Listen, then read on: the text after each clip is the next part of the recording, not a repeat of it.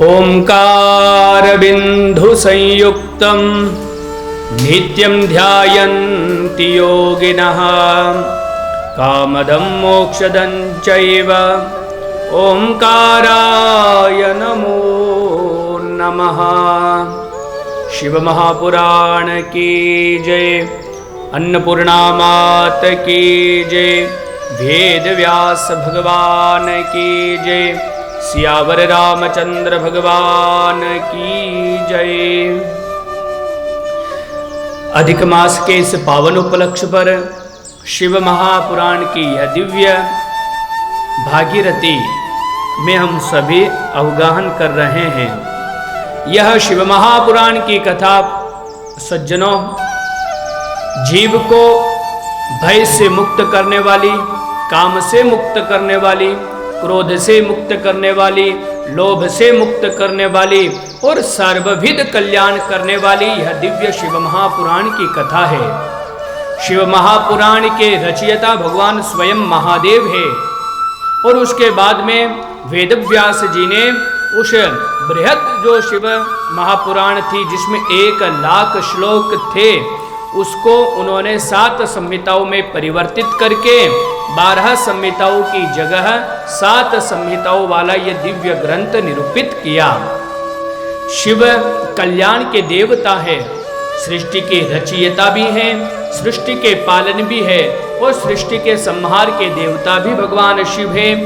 यह सिद्ध होता है शिव महापुराण की कथा से कि शिव से बड़ा न कोई है, न शिव से बड़ा कोई हो सकता है, क्योंकि शिव ही एकमात्र ऐसे देव हैं जो देवता नहीं, उनके नाम के आगे महादेव लगता है और महान शब्द उसी व्यक्ति के लगता है जो सबसे श्रेष्ठ और सबसे बड़ा होता है। तो देवताओं की संज्ञा में प्रथम पंक्ति पर जो विराजमान है वह हमारे भोलेनाथ स्वयं देवादिदेव महादेव हैं, जो करुणावतारम, जो करुणा के स्वरूप है। उनके पास में कोई भी चला जाए, पापी चला जाए, दुराचारी चला जाए, गृहस्थी चला जाए, सन्यासी चला जाए, कोई भी चला जाए, वृद्ध से लेकर बालक, युवक, युवती, कोई भी भगवान शिव की शरणागति में अगर जाता है तो महादेव का एक कार्य है।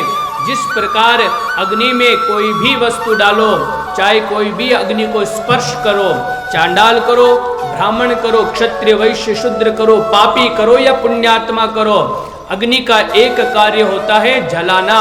वह यह नहीं देखती है कि आप कौन सी जाति से हैं, कौन से वर्ण से हैं, आप कितने पुण्यात्मा हैं या कितने पापात्मा हैं। अग्नि का जिस प्रकार से गुण होता है जलाना, उसी प्रकार मेरे महादेव का एक कार्य है सबका कल्याण करना। जो महादेव के पास में आ जाता है उसका भोलेनाथ कल्याण करते ही करते हैं। फिर वह तो ना जाति देखते हैं, ना आपका कुल देखते हैं, ना आपकी विद्या देखते हैं। फिर देखते तो इतना सा है कि ये मेरे शरणागति में आ गया, मेरे पास में आ गया। भाव कुभाव अनकालसौ नाम जपत मंगल दिशदस्यौ। कैसे भी भगवान शिव का नाम जाप करो, शिव के पास में आ जाओ। यहाँ तक तो एक प्राचीन कथा है, काफी प्रसिद्ध कथा है। एक चोर चोरी करने गया, उसको कुछ भी नहीं मिला तो थका हारा गांव के बाहर एक शिवालय था, शिवालय के अंदर गया और शिवलिंग के ऊपर जो जलाधारी लटक रही थी ऊपर, तो उसको चोरी करने का ही सोच लिया तो हाथ नहीं पहुंचे। तो अब क्या किया जाए, तो वहां पर मंदिर के एक कोने में फूल पत्तियां इत्यादि रखे थे, बिल्वपत्र इत्यादि, उन सभी को महादेव जी के ऊपर चढ़ा करके शिवलिंग के ऊपर स्वयं चढ़ गया और वह चोरी करने लग गया। जैसे ही शिवलिंग के ऊपर स्वयं चढ़ा तो महादेव प्रकट हो गए और महादेव ने प्रकट होकर के कहा कि वत्स वरम ब्रूहि, वर मांगो। तो वह चोर डर गया, कांपने लगा। उसने कहा कि जान बचाई लाखों पाही, मुझे तो माफ कर दो, मैं चोरी करने आया हूँ, लेकिन भोलेनाथ मेरे ऊपर कृपा करो, मुझे माफ कर दो, आज के बाद मैं कभी चोरी नहीं करूँगा, मेरे को तो जीवन दान दे दो, यही सबसे बड़ा वरदान है। भोलेनाथ ने कहा, अरे भक्त, इस दुनिया में सबसे बड़ा भक्त तू ही मुझे पहली बार मिला है। कोई मेरे ऊपर क्या चढ़ाता है, कोई बिल्व पत्र चढ़ाता है, कोई धतूरा चढ़ाता है, कोई दूध दही घी शहद शक्कर इत्यादि पंचामृत की वस्तु चढ़ाता है, कोई 56 भोग लगाता है, लेकिन पहली बार इस संसार के अंदर तेरा जैसा भक्त आया जो स्वयं मेरे ऊपर चढ़ गया। तेरे से बड़ा और भक्त कौन हो सकता है। तो महादेव ऐसे ओगड़दानी है। ओगड़दानी का मतलब यही होता है कि वह कुछ भी नहीं देखते हैं, सिर्फ वह देखते हैं कि मेरे पास में आ जाए। दूसरे देवताओं के पास में जाकर के तो उनके प्रति भाव, उनके प्रति भक्ति होनी चाहिए, लेकिन महादेव जी कहते हैं कि मेरे पास आने के लिए ना आपके अंदर अगर भाव और भक्ति नहीं भी है फिर भी मैं आपका कल्याण करूंगा, क्योंकि अग्नि का स्वरूप, अग्नि का जैसा गुण है वैसा ही गुण महादेव का है। तो कैसे भी इस संसार के अंदर सबसे ज्यादा भयानक वस्तु अगर कोई है जीवों में वो सर्प है। अब सर्प को पालना कौन पसंद करता है। सर्प दिख जाए तो पूरी रात नींद नहीं आती, अगर नींद में सांप दिख जाए तब भी अगली 3 दिन की नींद हमारी उड़ जाती है कि वापस स्वप्न में सांप ना दिखाई दे, क्योंकि सर्प जो होता है वो काल का स्वरूप होता है, और सर्प जिसको काट ले फिर उसको कौन बचा सकता है। तो सर्प एक दिन परेशान होकर के महादेव जी के पास में गया, महादेव जी से बोला कि महादेव मुझे कोई शरण नहीं देता है, जिसके द्वार पर मैं जाता हूँ, जिसके पास में मैं जाता हूँ वही डंडा लेकर के मुझे मारने की कोशिश करते हैं, और अगर मारेंगे नहीं तो मेरी जीभ को, मेरे दांतों को निकाल देते हैं। हे भगवान भोलेनाथ अब मैं किसकी शरण में जाऊं। तो भोलेनाथ ने कहा कि अगर दुनिया वाले तुझे नहीं अपनाते हैं तो तू मेरी शरण में आ जा। और भोलेनाथ ऐसे भयावह भयंकर जो कालकुट लेकर के घूमता है ऐसे सर्प को भी शरणागति प्राप्त करवा देते हैं, और शरणागति ही प्राप्त नहीं करवाते, वह अपने गले का हार बना करके उसे सुशोभित दुनिया में पूजित कर देते हैं। अब भूत प्रेत एक दिन परेशान होकर के भोलेनाथ के पास में गए और कहा कि दुनिया वाले जो हैं हमारे भूत प्रेतों से बहुत परेशान हैं, अब हम भला इनका कुछ करते भी नहीं तो ये ब्राह्मण को बुला करके तंत्र मंत्र यंत्र करा करके हमको बोतल में पैक कर देते हैं, अब भला हम क्या करें। तो शिव जी ने कहा कि जो तुम्हें कोई नहीं अपनाता है तो तुम्हें महादेव अपनाते हैं, और भगवान शिव के जो गण हैं, भगवान शिव के जो पार्षद हैं, या फिर शिव परिवार के अंदर भूत प्रेत पिशाचों की भी गिनती आती है। जिसे दुनिया तिरस्कृत कर दे, जो जिन्हें दुनिया छोड़ दे उन्हें महादेव पकड़ लेते हैं। तो इसे महादेव जो करुणावतारम, करुणा के अवतार हैं, संसार सारम, पूरे संसार के सार अगर कौन है तो वह भोलेनाथ भगवान सदाशिव है। और भोलेनाथ की पूजा में और कुछ भी नहीं करना। भगवान भोलेनाथ कहते हैं कि मेरे द्वयाक्षर जो मंत्र है शिव रुद्र और हर, इनका अगर कोई मनुष्य जाप करता है तो इस दुनिया में सबसे मेरी बड़ी पूजा और मेरी भक्ति वही है जो शिव हर और रुद्र का नामों का उच्चारण करता है। सज्जनों ऐसे दिव्य और भगवान की यह दिव्य महाशिव पुराण की कथा निश्चित रूप से जो सुनता है उसका सर्वविध कल्याण होता ही होता है। हम कथा में श्रवण कर रहे हैं विद्येश्वर संहिता, जो 7 संहिताओं में प्रथम संहिता है।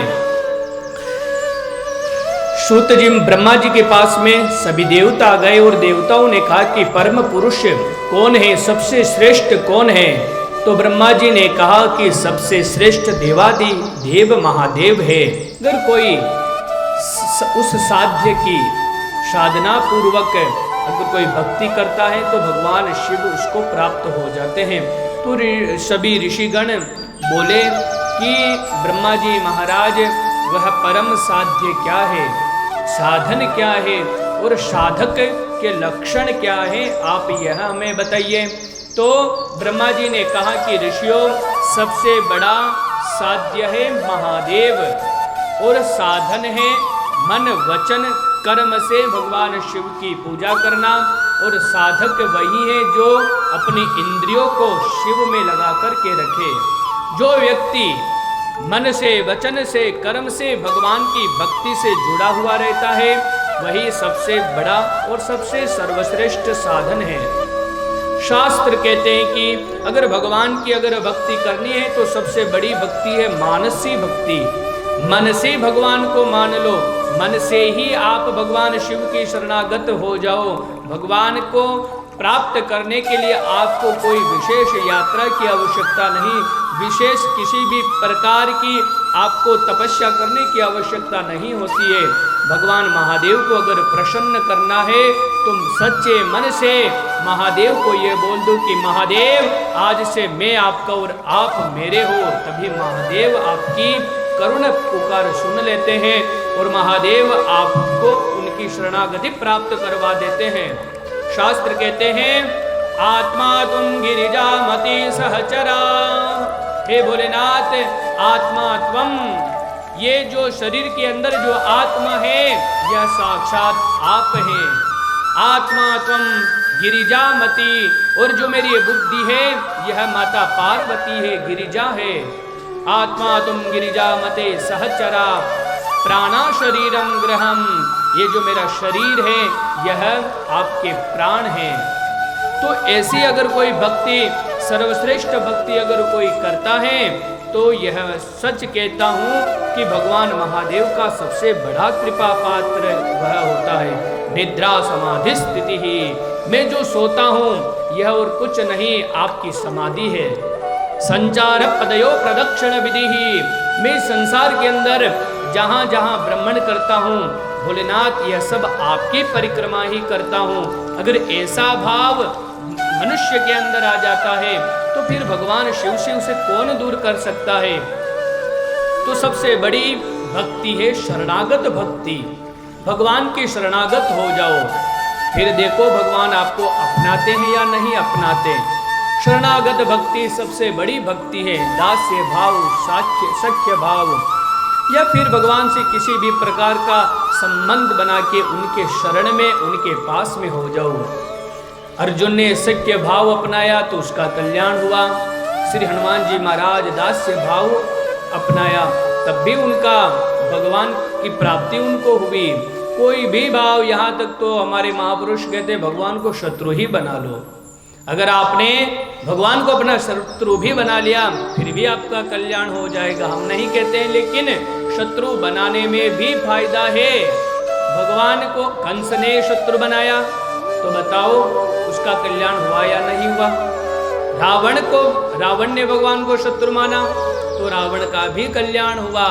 तो भगवान जो है वह अग्नि की भांति है, कोई भी चला जाए उसको जला देते हैं। वैसे मेरे महादेव कोई भी उनकी शरणागत हो जाए सबका कल्याण कर देते हैं। बोले शंकर भगवान की। श्रोत्रेण श्रवणम तस्य वचना कीर्तनम तथा मनसा मननम तस्य महासाधनम उच्यते। अगर सुनो कानों से तो महादेव की कथा सुनो, अगर वाणी से कुछ वचन बोलो तो भगवान के पवित्र नाम का उच्चारण करो। अगर मनन किसी वस्तु का करना है तो इस संसार के विषय वासना का मनन नहीं करते हुए अपने अंदर ही अंदर भगवान महादेव को मनन करते रहिए, महादेव को स्थापित कीजिए। यही सबसे बड़ा साधन है। महासाधनम उच्यते, शास्त्रों में इसे ही सबसे श्रेष्ठ साधन माना है कि मनस्य एकम वचस्य एकम कर्मस्य एकम ही साधुना। मन, वचन और कर्म से आप अगर एक होकर के महादेव की पूजा करते हैं तो ये सबसे श्रेष्ठ साधन है। लेकिन मन से कुछ और, वाणी से कुछ और कर्म से अगर आप कुछ और कार्य करते हैं तो ये आप सबसे बड़े महादेव के शत्रु हैं। अब आपको यह निश्चित करना है कि आपको महादेव का भक्त बनना है या महादेव की कृपा से आपको दूर होना है। क्योंकि महादेव जो है भोलेनाथ यह सब देवों में श्रेष्ठ तो हैं, लेकिन इनमें एक लक्षण दिव्य है जो किसी और देवताओं में दिखाई नहीं देते हैं। दूसरे देवताओं के लिए तो है आपको काफी जतन करना पड़ता है उनको प्रसन्न करने के लिए, लेकिन महादेव के लिए ऐसा कुछ भी नहीं है। सिर्फ और सिर्फ जलधारा शिव प्रिया, एक लोटा जल भगवान शिवलिंग के ऊपर अगर आपने चढ़ा दिया फिर भी महादेव प्रसन्न हो जाएंगे। क्योंकि महादेव को एक नाम है, महादेव का एक नाम है भोलेनाथ। किसी और देवता का नाम सुना है कि भोले विष्णु, भोले ब्रह्मा, भोले इंद्र, भोले अग्नि, किसी का नाम नहीं सुने हो, सिर्फ भगवान शिव का नाम सुने हो, भोले शिव, भोले शंकर, भोलेनाथ। भोले का मतलब आप लोगों को सभी को बताना ही क्या है। भोले का मतलब होता है सीधा साधा, भोला भाला, और भोले भाले सीधे साधे हमारे महादेव ही है। सूत जी महाराज कहते हैं कि हे मुनीश्वरों, इन साधनों के महात्म्य के विषय में आप लोगों को मैं एक प्राचीन कथा सुनाता हूं। एक बार व्यास जी महाराज अपनी कुटिया में, अपने आश्रम में तप कर रहे थे। उसी वक्त संयोगवश हरिस्मरण करते हुए सनकादि ऋषि आ पहुंचे व्यास जी की कुटिया में। व्यास जी ने उनको प्रणाम किया, सत्कार किया और उत्तम आसन प्रदान किया। जब तपस्या में व्यास जी को देखा तो सनत कुमारों को बड़ी प्रसन्नता हुई कि आहा, यह सच्चा ब्राह्मण है जो निरंतर तप में लगा रहता है। व्यास जी को पूछा सनत कुमारों ने कि आप तपस्या किसकी कर रहे हैं, आपको और किसकी प्राप्ति चाहिए। तो उस वक्त व्यास जी महाराज ने कहा कि मैंने अनेक पुराण लिख दिए, मैंने महाभारत का निर्माण कर लिया, मैंने एक वेद से 4 वेद लिख लिए, लेकिन अभी तक मेरे मन को संतुष्टि नहीं है।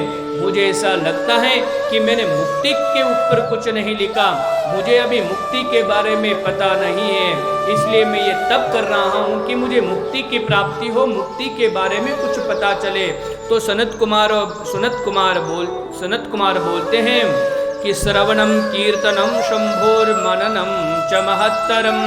हे व्यास जी महाराज, आप भोलेनाथ का श्रवण कीर्तन इत्यादि करें, भोलेनाथ का ध्यान करें, आपको मुक्ति सहज रूप से मिल जाएगी और मुक्ति के बारे में आपको ज्ञान हो जाएगा। क्योंकि एक बार हमें भी इसी प्रकार का भ्रम हो गया था कि मुक्ति क्या है, मुक्ति कैसे प्राप्त करें। तो उसी वक्त हम मंदराचल पर्वत पर चले गए और मंदराचल पर्वत पर जाकर के श्रवणम कीर्तनम शंभोर मननम वेद सम्मतम, हमने जाकर के भगवान महादेव की खूब तपस्या आराधना करी। फिर महादेव जी की कृपा से हमारे पास में नंदिकेश्वर आए और नंदिकेश्वर ने आकर के हमें बहुत अच्छा ज्ञान दिया और महादेव के बारे में बताया कि महादेव की भक्ति, महादेव की यह शिव महापुराण की कथा ही सबसे बड़ा मुक्ति का साधन है। और मन वचन कर्म इन तीनों प्रकार से अगर महादेव की पूजा की जाए, महादेव का अर्चन किया जाए तो वह मुक्ति हो सकती है। तो ऋषियों ने कहा कि जो श्रवण कीर्तन और मनन नहीं कर सकता उनकी मुक्ति क्या नहीं होगी। अगर श्रवण कीर्तन और मनन करने में असमर्थ है तो ऐसा कोई साधन दूसरा बता दीजिए जिससे वह जीव मुक्त हो जाता है। क्योंकि कलिकाल के अंदर ऐसे मनुष्य कहाँ होंगे जो निरंतर नित्य भगवान शिव का ध्यान करते हो और उनका ही नाम का उच्चारण करते हो। क्योंकि आगे तो घोर कलिकाल है और कलिकाल में मुर्दाबाद जिंदाबाद ही मुंह पे रहने वाले हैं।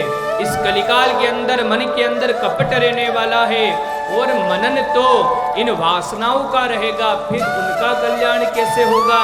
तो उस वक्त सूत जी महाराज बोले कि मैं तुम्हें एक दिव्य शिवलिंग की महिमा बताता हूँ, उसकी पूजा करने से मनुष्य का सर्वविध कल्याण होगा और महादेव का वह कृपा पात्र बनेगा और सभी प्रकारों से वह मुक्त हो जाएगा। हे सोनकादि ऋषियों, महादेव की यह शिवलिंग की पूजा और मूर्ति स्थापना के बारे में अब मैं आपको बताता हूँ। लिंगे वार चनम मात्रान मुक्ताः पूर्वे महाजना। इस शिवलिंग की पूजा करने से सभी जीव मुक्त हो जाते हैं। कोई भी शिवलिंग के पास में चला जाए उसका कल्याण होता ही होता है। हे ऋषियों ने कहा कि वेर मात्रे तो सर्वत्र पूज्यन्ते देवता गणाः, लिंगे वेरे च सर्वत्र कथम संपूज्यते शिवः। हे सूत जी, सभी देवताओं की पूजा तो प्रतिमा में होती है।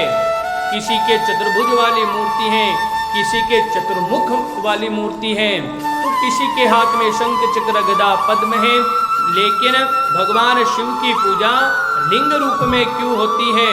और हमने तो यहाँ तक भी देखा है कि शिव जी की मूर्ति पूजा भी होती है और लिंग पूजा भी होती है। मूर्ति पूजा में तो उनका स्वरूप साकार स्वरूप के बारे में हमको पता है, लेकिन लिंग पूजा क्यों होती है, इनके बारे में बताइए। श्री सूत जी महाराज बोलिए कि तुम्हारा यह प्रश्न बड़ा ही अद्भुत है, मन को हर्षित करने वाला है। मैं गुरुदेव के द्वारा जो मुझे मूर्ति और शिवलिंग के बारे में बताई गई महिमा है, उनको मैं आप लोगों को बताता हूँ। भगवान शिव का लिंग जो होता है, शिवलिंग जो होता है, वह यह प्रदर्शित करता है, वह यह सिद्ध करता है कि भगवान महादेव ही इस जीवन के, इस संसार के, इस पूरे ब्रह्मांड के एकमात्र द्योतक है, एकमात्र भगवान भोलेनाथ ही उसके सर्वश्रेष्ठ और परम पुरुष है। जो साकार रूप में भगवान का पूजन करना चाहे वह शिव जी की प्रतिमा की पूजा कर सकता है, लेकिन जो निराकार की पूजा करते हैं, जो निराकार को ही सब कुछ मानते हैं, वह उन लोगों के लिए शिवलिंग की पूजा का विधान है। शिवलिंग पूजा सब पूजा में श्रेष्ठ है। अब मैं शिवलिंग की उत्पत्ति की कथा तुम्हें कहता हूँ। नंदिकेश्वर बोले कि शृणु वत्स भवत प्रीत्या वक्ष्यामि परमार्थतः। हे वत्स, तुम्हारी कथा में अत्यंत प्रीति है, अतः इस कथा को मैं तुमसे कहता हूँ, यह सुनिए। प्राचीन काल की बात है, जब पूरी सृष्टि प्रलय हो गई थी, सिर्फ ब्रह्मा और विष्णु ही बचे थे। इन दोनों में घनघोर युद्ध हुआ, दोनों में श्रेष्ठ कौन है? तो उसी वक्त महादेव शिवलिंग में प्रकट हुए और प्रकट होकर के भगवान महादेव ने ये सिद्ध किया, उन दोनों के, ब्रह्मा और विष्णु जी के बीच में युद्ध को रुकवा करके ये सिद्ध किया कि सबसे बड़े महादेव है। सनकादि ऋषि बोले कि हमें यह कथा विस्तार पूर्वक सुनाइए। तब नंदिकेश्वर ने कहा, पुरा कदाचित योगींद्र विष्णुर्विशरधा विषधरासनः शुष्वाप परया भूत्या स्वानुगैरपि संवृतः। एक बार की बात है, भगवान विष्णु गरुड़ादि पार्षदों से युक्त होकर के क्षीर सागर में शयन कर रहे थे, तो उसी और माता लक्ष्मी उनके चरणों की सेवा कर रही थी। उसी वक्त ब्रह्मा जी अपने वाहन पर आरूढ़ होकर के क्षीर सागर में पहुंचे। भगवान विष्णु शयन अवस्था में थे, उन्हें ब्रह्मा जी के आने का पता नहीं था। तो ब्रह्मा जी को क्रोध आ गया और ब्रह्मा जी ने कहा कि विष्णु, तुम्हें शर्म नहीं आती? मैं जगत पिता ब्रह्मा यहाँ आया हूँ और तुम खड़े नहीं हुए हो। मैं ही सभी का कारण हूँ और मैं ही सबसे श्रेष्ठ हूँ। तो भगवान विष्णु ने कहा कि सबसे श्रेष्ठ तो मैं हूँ, तुमसे भी बड़ा मैं हूँ, क्योंकि तुम्हारी उत्पत्ति मेरी नाभि से हुई है, इसलिए तुम्हारा भी पिता मैं हूँ। इस प्रकार दोनों के बीच में कौन बड़ा, दोनों में भयंकर वाद विवाद हो गया। वाद विवाद इतना बड़ा था कि दोनों के बीच में घनघोर युद्ध हो गया। आकाश में देवता देखने लग गए, काफी देवता पुष्पों की वृष्टि करने लगे, लेकिन ब्रह्मा जी का और भगवान विष्णु का युद्ध समाप्त होने का नाम नहीं ले रहा था। तो उसी वक्त शनिदेव ने भगवान शिव का ध्यान किया और कहा कि हे भगवान शिव, इस घनघोर युद्ध को आप समाप्त कर दीजिए, नहीं तो भयंकर प्रलय इस संसार के अंदर, इस सृष्टि के अंदर आ जाएगा। शनिदेव हाथ जोड़ करके हर हर महादेव, हर हर महादेव ऐसे पवित्र नाम का उच्चारण करते हुए भगवान शिव का ध्यान कर रहे थे। तब उसी वक्त सभी देवता कैलाश पर्वत पर गए। कैलाश पर्वत पर जाकर के भगवान शिव से प्रार्थना करी कि हे भगवान शिव, आप इस भयंकर युद्ध को रोक लीजिए, नहीं तो सृष्टि में प्रलय आ जाएगा। भगवान शिव प्रसन्न हुए। भगवान शिव ने कहा कि मैं इस युद्ध को रोकता हूँ। उसी वक्त भगवान शिव ने अपने 100 पार्षदों के साथ में स्वयं जहाँ पर ब्रह्मा और विष्णु के भयंकर बीच युद्ध हो रहा था वहाँ पर पहुँचे और दोनों के बीच में शिवलिंग के रूप में स्थापित हो गए। एक तरफ ब्रह्मा जी और एक तरफ विष्णु रह गए और दोनों के बीच में युद्ध खत्म हो गया। फिर खत्म होने के बाद में ब्रह्मा और विष्णु जी ने और सभी देवताओं ने मिलकर के वह स्थूल जो विशालतम शिवलिंग था उनकी पूजा और अर्चना करने लगे। प्रथम बार शिवलिंग के रूप में भगवान शिव ब्रह्मा जी और विष्णु जी के बीच में युद्ध को खत्म करने के लिए हुआ। तभी से शिवलिंग की पूजा प्रारंभ हुई। भगवान शिवलिंग की पूजा तो मनुष्य क्या, ब्रह्मा विष्णु इंद्र मरुदगण इंद्रगण इत्यादि भी करते हैं। आइए हम भी भगवान शिवलिंग के लिंग स्वरूप को हम प्रणाम करते हैं। मेरे साथ में आप सभी गुनगुनाइए। ब्रह्म मुरारे सुरार्चित लिंगम निर्मल भासित शोभित लिंगम। ब्रह्मा इत्यादि भी सुरार्चित सूर्य इंद्रादि देवता भी जिसका अर्चन करते हैं, ऐसे निर्मल करने वाले भगवान शिवलिंग को हम प्रणाम करते हैं, जो जन्मज दुःख विनाशक लिंगम तत्प्रणमामि सदा शिवलिंगम। जो जन्म जन्मांतरों के दुखों का विनाश करने वाले हैं, ऐसे शिवलिंग को हम प्रणाम करते हैं। देव मुनि प्रवरार्चित लिंगम कामदहं करुणाकर लिंगम रावण दर्प विनाशन लिंगम तत्प्रणमामि सदा शिवलिंगम। जिस लिंग की पूजा देवता मुनि और कामदेव स्वयं जिनका पूजन करते हैं, जिनके सामने आने से काम भी जल करके भस्म हो जाते हैं, और रावण का अहंकार जिन शिव जी ने किया, उस शिवलिंग का हम ध्यान करते हैं। सर्व सुगंधि सुलेपित लिंगम बुद्धि विवर्धन कारण लिंगम सिद्ध सुरासुर वंदित लिंगम तत्प्रणमामि सदा।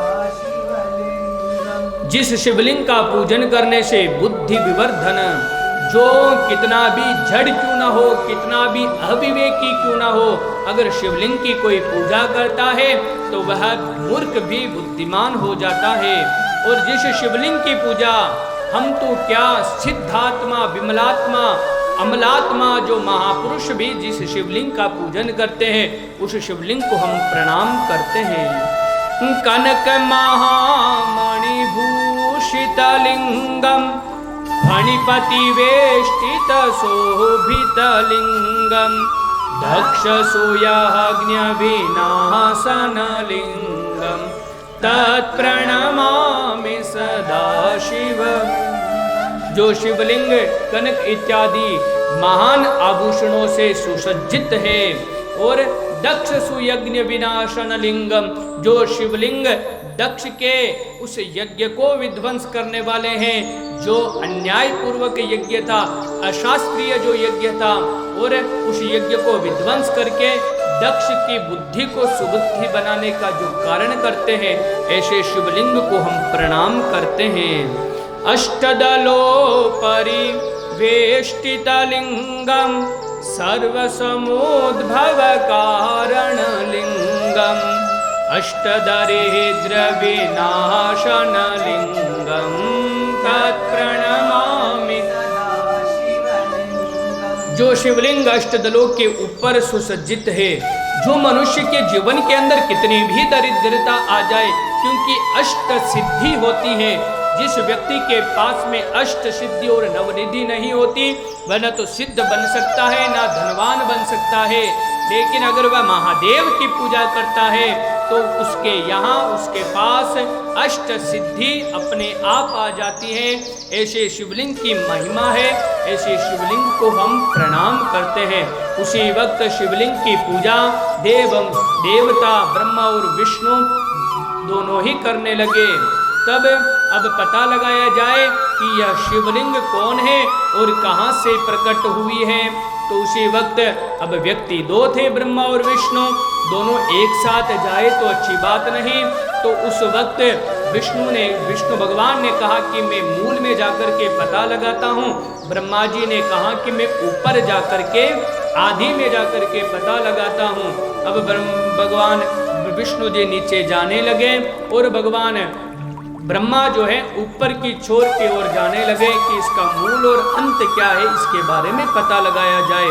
तब काफी वर्षों तक ऐसा कहा जाता है कि सहस्त्रों वर्षों तक भगवान विष्णु नीचे जाते रहे, लेकिन उनका कोई पता नहीं चला। तो थके हारे भगवान विष्णु पुनः ऊपर मध्य में आ गए। ब्रह्मा जी भी कई वर्षों तक उनका पता लगाने के लिए गए, लेकिन आए नहीं। तो महादेव ने कृपा करके एक पुष्प नीचे गिरा दिया और वह ब्रह्मा जी के हाथ में लग गया। तो ब्रह्मा जी ने कहा कि पुष्प से पूछा कि इस शिवलिंग का, इस लिंग का अंत कहाँ है? तो उस पुष्प ने कहा, मानो भगवान शिव उस पुष्प को प्रेरणा देते हुए कह रहे हैं कि इस शिवलिंग का ना तो आदि है ना अंत है, इसका ना तो कोई अंतिम छोर है ना कोई प्रारंभिक छोर है, इसलिए आप नीचे चले जाओ। तभी उसी वक्त ब्रह्मा जी ने उस पुष्प से कहा कि ऐसे ही मैं अगर चला गया तो मेरी बेइज्जती हो जाएगी और मैं छोटा हो जाऊंगा। तो उस पुष्प से कहा, जो केतकी पुष्प था, उससे कहा कि हम नीचे जाएंगे तो विष्णु हमको मिलेंगे और विष्णु के सामने तुम कह देना कि मैंने अंत का पता कर लिया, प्रारंभ का पता कर लिया है और वहीं से ये पुष्प लेकर के आया हूँ, तुम गवाही दे देना और इससे यह सिद्ध हो जाएगा कि मैं ही सबसे बड़ा हूँ। अब प्रलोभन दे दिया उस पुष्प को और केतकी पुष्प जो है वह ब्रह्मा जी की बात में आ गया और ब्रह्मा जी उस पुष्प को लेकर के विष्णु के पास में आए। विष्णु भगवान ने कहा कि मुझे तो इसके बारे में कोई पता नहीं चला है। तो ब्रह्मा जी ने कहा कि मैंने इसका पता कर लिया प्रारंभ का और वहाँ से ये पुष्प भी लेकर के आया हूँ। और पुष्प ने भी हाँ कर दिया कि हाँ, मैं ये ब्रह्मा जी वहाँ आए थे और वहीं से मुझे लेकर के आए। ब्रह्मा जी हर्षित होने लगे और ब्रह्मा जी ने असत्य का सहारा लेते हुए भगवान विष्णु से कहा कि स्तंभाग्रमे तत्समुदीक्षितं हरे तत्रैव साक्षी ननुकेतकं त्विदं ततो वदत्र हि केतकं मृषा तथेति तद्धात्र वचस्तदन्तिके। मैंने इस महान लिंग का छोर पता कर लिया है और उसके साक्षी स्वयं यह केतकी पुष्प है और केतकी पुष्प ने भी ब्रह्मा जी के कहे अनुसार झूठी गवाही दे दी। तब ब्रह्मा ने कहा कि विष्णु, तुम्हारे पिता स्वयं मैं हूँ, क्योंकि मुझे पता चल गया। और ब्रह्मा जी ने विष्णु भगवान से पूजा करवाने लग गए। और जैसे ही भगवान विष्णु पूजा करने लगे ब्रह्मा जी की, तभी भगवान शिव को क्रोध आया और कहा कि झूठी गवाही देकर के और झूठ का सहारा लेकर के तुमने मेरे भक्त विष्णु से अपने चरण की सेवा करवा रहे हो। तभी उस अग्नि स्तंभ को विदीर्ण करते हुए भगवान शिव प्रकट हुए और जैसे भगवान शिव प्रकट हुए, ब्रह्मा और भगवान विष्णु दोनों कांपने लगे। कंपित हाथों को जोड़ते हुए भगवान विष्णु ने हाथ जोड़ करके भगवान शिव की स्तुति करी। एकाक्षराय रुद्राय अकारायात्मरूपिणे उकारायादिदेवाय विद्यादेहाय वै नमः। हे भगवान शिव, आप अद्वितीय हैं, नाश रहित प्रणव रूप रुद्र को मैं नमस्कार करता हूँ। आप ही सब जगत के कारक हैं और आप ही सबसे श्रेष्ठ है। हे भगवान, मैं विष्णु तुम्हें प्रणाम करता हूँ। भगवान विष्णु ने जब इतनी सुंदर भगवान शिव की स्तुति करी तो भगवान शिव अत्यधिक प्रसन्न हो गए और उन्होंने कहा कि भगवान हे विष्णु, आपको डरने की जरूरत नहीं है, आपके अंदर ईश्वरीय शक्ति विद्यमान है, लेकिन मैं क्रोधित हूँ, मैं कंपित हूँ ब्रह्मा जी को लेकर के, क्योंकि ब्रह्मा जी ने मेरे भक्त विष्णु को झूठ बोल करके उनसे पूजा करवाई अपनी। ब्रह्मा जी मेरे सबसे बड़े अभी दुश्मन बने हुए हैं, क्योंकि ब्रह्मा जी ने झूठ का सहारा लिया है। उसी वक्त महाराज भगवान शिव ने एक भैरव को उत्पन्न किया और भैरव को आज्ञा दी कि जाकर के ब्रह्मा जी को दंडित करो। पहले ब्रह्मा जी के 5 मुख हुआ करते थे। भैरव ने शिव की आज्ञा प्राप्त करके एक मुख ब्रह्मा जी का काट दिया। उसी वक्त जब दूसरा सिर काटने वाले ही थे तो भगवान विष्णु ने स्तुति करी भगवान शिव से कि हे भगवान शिव, हे भूत भावन, आप ब्रह्मा जी को यह दंड मत दीजिए और ब्रह्मा जी के साथ में यह अन्याय मत कीजिए। तब भगवान शिव भगवान विष्णु की स्तुति से प्रसन्न हुए और ब्रह्मा जी से कहा कि आज से तुम्हारी पूजा कहीं नहीं होगी। तुमने मेरा और मेरे भक्त का अपमान किया है। आज से ना तुम्हारे लिए कोई तीर्थ बनेगा, ना कभी कोई पूजा बनेगी। तभी भगवान विष्णु ने स्तुति करके कहा कि ऐसा मत कीजिए, ये तो नियमों का उल्लंघन हो जाएगा। उसी वक्त भगवान शिव प्रसन्न होकर के कहा कि जो भी धार्मिक अनुष्ठान होगा उसमें तुम्हारा स्थान दक्षिण दिशा में जरूर होगा और तुम्हारी पूजा किए बिना कोई भी यज्ञ सफल नहीं होगा। हवन के वक्त दक्षिण दिशा में तुम्हारी स्थापना करके, ब्रह्मा जी की स्थापना करके ही अगर कोई अनुष्ठान करेगा तो वह पूर्ण माना जाएगा। आज भी कोई धार्मिक यज्ञ अनुष्ठान इत्यादि होते हैं तो उस यज्ञ के अंदर एक ब्राह्मण को ब्रह्मा के पद पर सुशोभित करते हैं। यज्ञ में 2 मुख्य पद होते हैं, आचार्य और ब्रह्मा। जब तक ब्रह्मा की नियुक्ति नहीं होती है तब तक वह यज्ञ संपूर्ण नहीं माना जाता है। तो ब्रह्मा जी को यह स्थान नियुक्त किया और भगवान शिव ने केतकी पुष्प से कहा कि रे रे केतक दुष्टस्त्वं शटम दूरमितो व्रजा ममापि प्रेमते पुष्प माभूत पूजा स्विध परम। हे दुष्ट असत्य भाषी केतकी पुष्प, तेरे को मैंने अपना सेवक बनाया था, लेकिन तूने झूठ का सहारा लेकर के मेरे भक्त का अपमान करवा दिया।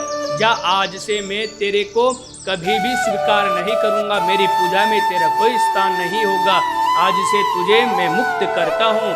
तब सभी देवताओं के बीच में केतकी पुष्प ने जाकर के प्रणाम किया कि हे देवादिदेव महादेव, आपके दर्शन पाकर के मैं धन्य हुआ, मैं धन्य हूँ। आपने मुझे से मुक्त कर दिया, इस पद से मुक्त कर दिया, लेकिन हूँ आपका दास, मुझे मेरे ऊपर भी कृपा कर दीजिए। उस वक्त भगवान शिव ने कहा कि हे केतक, आज से मैं तेरे को स्वीकार तो नहीं करूँगा, क्योंकि मैंने जो एक बार बोल दिया सो बोल दिया, लेकिन यज्ञ मंडप के अंदर सबसे ऊपर तेरा स्थान रहेगा, तुझे मैं स्वीकार नहीं करूँगा, लेकिन मेरे भक्त के सिर के ऊपर तू हमेशा रहेगा। ऐसे दिव्य भगवान शिवलिंग की यह महिमा है। और भगवान शिव ने ब्रह्मा जी पर भी कृपा करी और केतकी पुष्प पर भी कृपा करी।